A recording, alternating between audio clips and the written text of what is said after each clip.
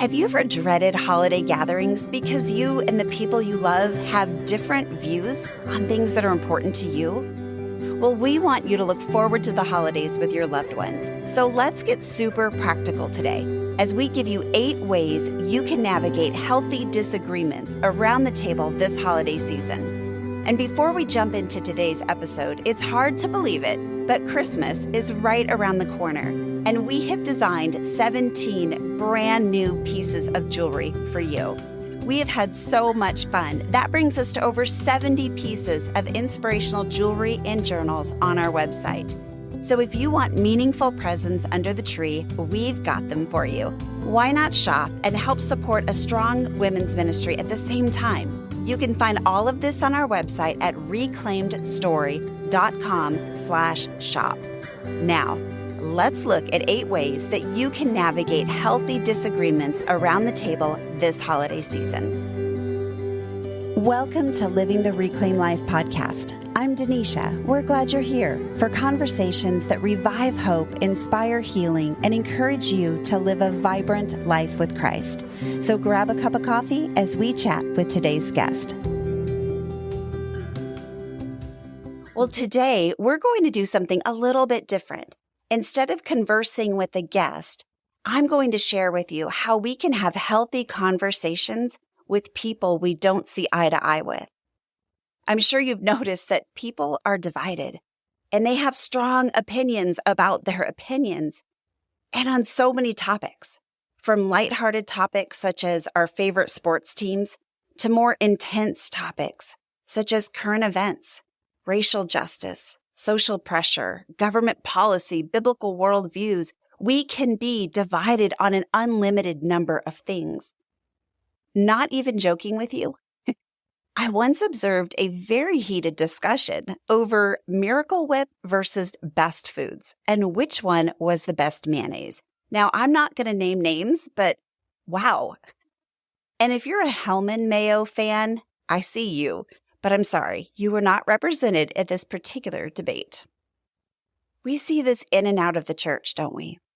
Did you know that there are over 45,000 different Christian denominations globally? Why is that? Well, if you look at church history, it can be as simple as one disagreement. Perhaps we don't like the way you do communion. Therefore, we're going to go start another denomination that does communion this way. There are so many things that we can be divided about. And I would guess that you've probably even seen church friends dispute opinions on current events, styles of worship, or biblical views, each side with their passions and even scripture to prove the point as to why their way is the right way. Well, Ephesians 4:3 reminds us to make every effort to keep the unity of the Spirit through the bond of peace.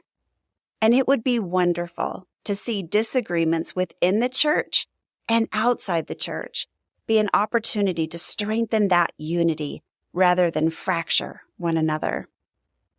You know, in some ways, we are being groomed for polarization.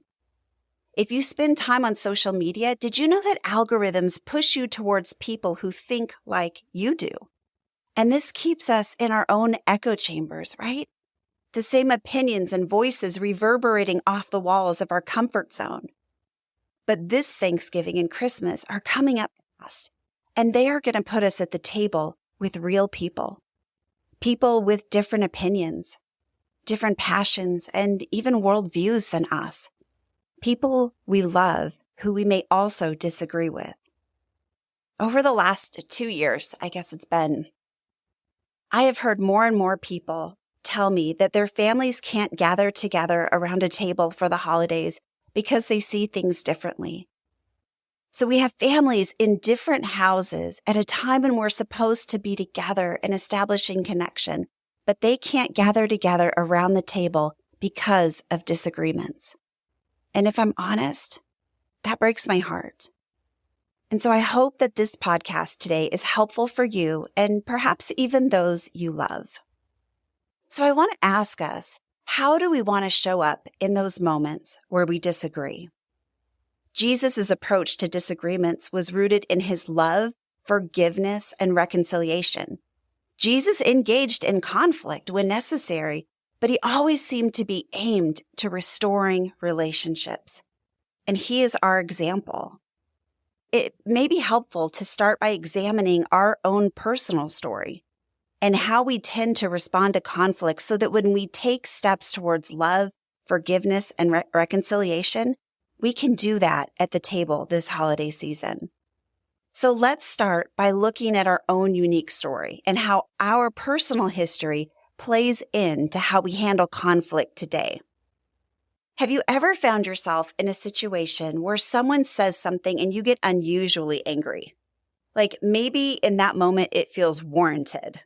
But after the fact, maybe you go home and you're away from the situation and you may have realized, maybe I overreacted a little bit to that. Maybe on a scale of 1 to 10, their offense was a 4, but your response was a 9. Have you ever had that happen? I remember one time I was at the grocery store and there was a mom who was yelling at probably her 3-year-old daughter. Now, mamas, I don't know about you, but I just want to say the grocery store with little ones was not my finest parenting moments, okay? So there is grace for that. But in this particular situation, the little girl was being loud. And the mom yelled at her, "I want you to sit there and be quiet. I don't want to hear you." And something in my body came on alert. It took self-control to not go over and pick that little girl up and hold her.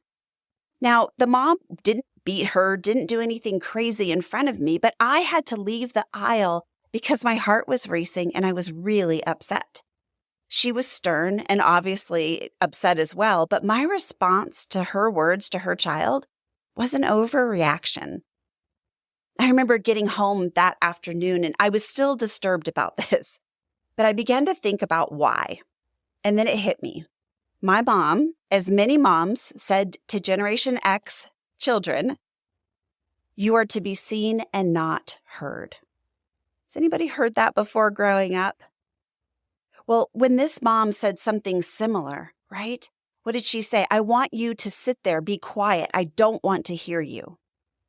I dove into protection mode to help that little girl. But really, the little girl that I was protecting was me. You know, our brains are really funny this way. God designed our brains to anticipate harm and to protect at all costs. So someone may say or do something today that reminds you of a situation from your past, and it may feel like you are back in that original moment, and this can cause you to respond in the present as if it were the past. So with that said, our past experiences, our stories, can play a big role in how we handle conflict. So I have a question for you. If that's true, if our stories play a role in how we handle conflict today, how we handle and show up for disagreements, when your parents had a conflict growing up, how did they handle it? Were they competitive and argued for who was right or wrong? Did they avoid conflict altogether? These early experiences can shape how we handle conflict as adults. And what about your siblings? Did they compromise and share toys? Did they sacrifice for the common good? Or did you have that one, or maybe you were that one, that always gave in to the other's demands to keep the peace? Our stories teach us a lot, and it may have taught us that it's not safe to have conflict with others, or it may have taught us how to have healthy conflict, and that conflict is a normal part of relationships. Personally, I don't believe that we can have healthy relationships without disagreements. It's a part of life, and God made each of us uniquely different. Psalm 139 shows us that God sees each person as an individual created in His image for a purpose.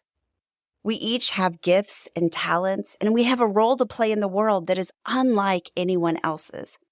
We're all inherently valuable and worthy of love and respect.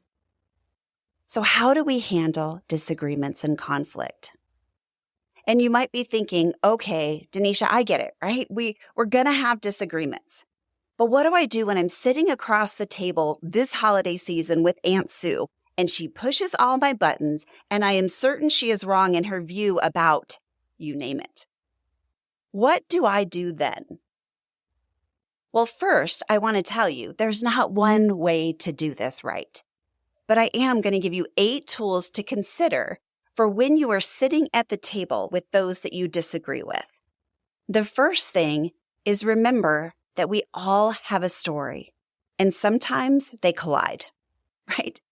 They have a story. You have a story. You have experiences, thoughts, and opinions. And sometimes when we come together, those experiences, thoughts, and opinions collide.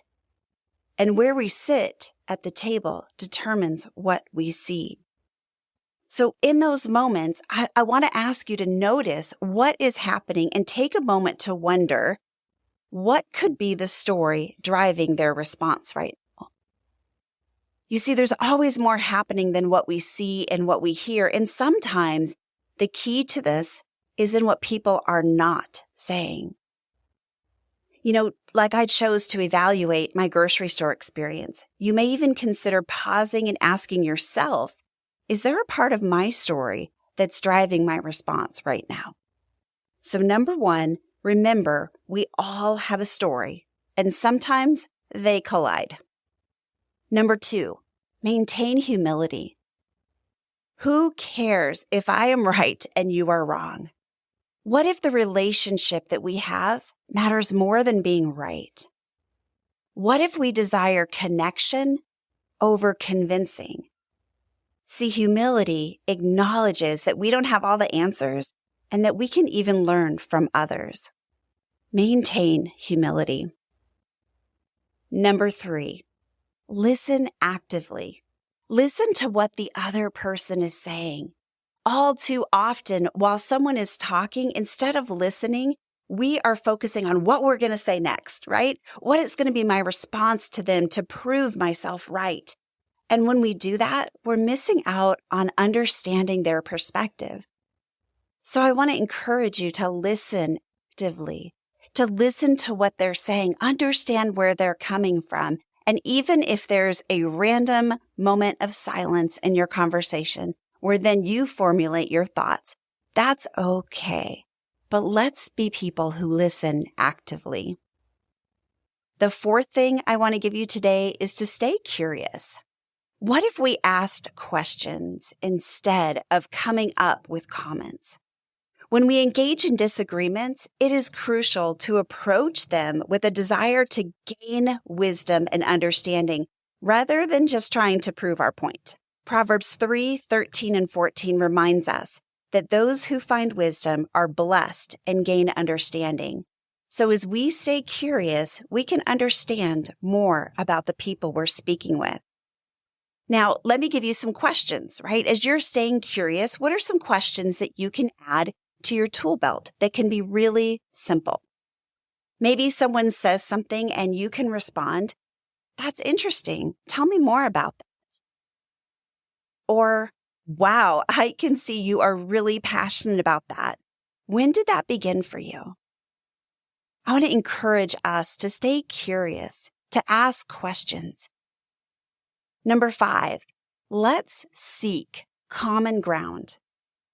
Instead of discussing what you disagree with, what would it look like if we discussed the things that we agree with?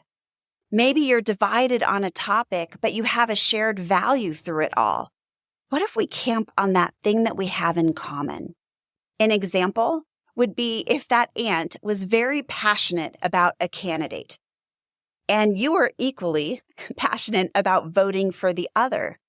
Well, can you camp on the fact that you both have a shared belief that voting is an important freedom that we each have?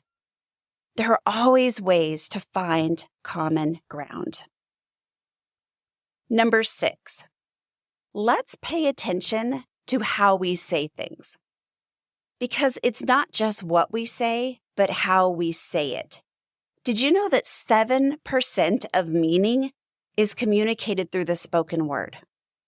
38% is our tone of voice, and 55% of what people receive from our communication is through our body language. If 7% is just words, 38% our tone of voice, how we say it, and 55% is body language. This is something we should pay attention to. So here's an example. I can have my arms crossed, leaning back into the couch and say, "Wow, I can hear you're passionate about that. Tell me more." Or I can lean forward, taking a curious posture and say, "Wow, I can hear that you are really passionate about that. Tell me more." Do you hear the difference? So let's pay attention to how we say things. Number 7, let's remain calm and manage our own emotions. Sometimes somebody can say something like in the grocery store, right? And I go from a 1 to an 8. In those moments, what if we remain calm? What if we kind of check in with ourselves and go, okay, I'm going to take a deep breath right now because I can feel myself getting amped up. In those moments, we can remain calm and manage our emotions. We can take a deep breath and check in with ourselves and ask ourselves, what do I need to do to stay calm and curious? We can also ask, how can I bring us together right now versus pushing us apart? Remain calm and manage your own emotions. Number 8, and this is a big one, you guys. Avoid personal attacks. Use gentle and respectful communication. Ephesians 4:29 encourages believers to use words that build each other up and give grace to those who hear. So when you and I are engaging in disagreements, it is important to communicate respectively and to choose gentle and encouraging words. If we do this, we ensure that we can have a disagreement without personally wounding the other person. So number 8, avoid personal attacks. So there are our 8 ways to engage in disagreements this holiday season around our tables or anywhere else we may find ourselves. If you would like the PDF copy of these 8 tools, you can find it in our show notes, or you can email podcast@reclaimstory.com and we'll send the link to you. So we just went over 8 different ways that we can posture ourselves to enter into disagreements. To give us a mental picture of what this looks like, I want to do an exercise with you. And this is going to implement the concepts that we discussed today. Now, unless you're driving, I want you to imagine someone that is in your life that you care about, that you may even love, but you disagree with. I want you to make a fist with your left hand and imagine that you are holding on to your deeply held convictions in your left hand and hold them tightly. Squeeze that hand and feel your commitment to those. Now, without letting go of your left hand, extend your right hand towards your friend. Don't let go of the convictions in your left hand and don't let go of your handshake with your right. See, this is a stance that Jesus modeled for us as he defined himself repeatedly while inviting others to think about their own response to him, all within relationships of grace and truth. So I hope that that gives you a visual of clenching and holding your convictions, but also extending a hand towards someone that you disagree with. Well, as we wrap up this episode, it is inevitable that you will encounter people who have different stories than you do, who believe differently, and who live life differently than you do. I want to encourage you to embrace discomfort while being kind to yourself. But choose how you will engage with someone you disagree with, whether it's at the dining room table, the soccer field, the grocery store, or at work. When we embrace discomfort, we may feel a fire in our belly to challenge those who disagree with us. If you choose to engage, I would like to remind us, me included, what the Lord requires of us. To do that, let's take a look at Micah 6:8. In this passage, the Lord is talking to Israel. Micah 6:8 says, "What does the Lord require of us?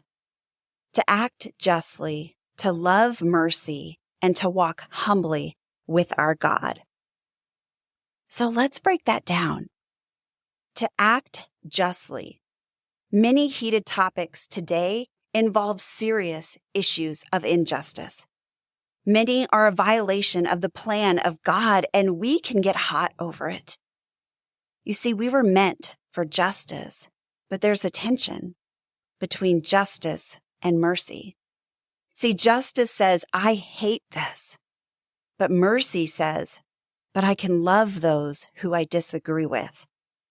We want justice, but mercy can be very difficult. So when we disagree with someone, we need to remember that mercy can open the door to change. You can speak truth and show mercy. The balance is an unrelenting invitation for change. And the reality is our intense passion for justice being lived out with mercy is more than we can do on our own. It's hard. See, we need humility with God in order to live out justice and mercy together, and we may not always do it right. But friends, would you keep trying? Would you keep trying? Pursue justice, yet don't forget your need and the other person's need for mercy. And let's do it all in humility, hand in hand with our God. Thank you for joining us today. I hope these 8 tools will be helpful as you gather around the table this holiday season with people who may not always agree with you. If you would like the PDF copy of these 8 tools, you can find it in our show notes, or you can email podcast@reclaimedstory.com for the link, and we'll send it over to you. If you found this podcast helpful, please share it with a friend.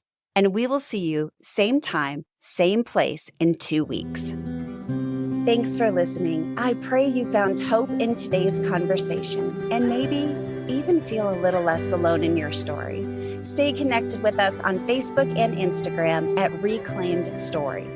Want to learn more about living a reclaimed life and how you can be a part of our growing community of reclaimers? Check out our website at reclaimedstory.com. All of those links and more will be in the show notes. And if you enjoyed this inspirational podcast, be sure to subscribe, rate, and review.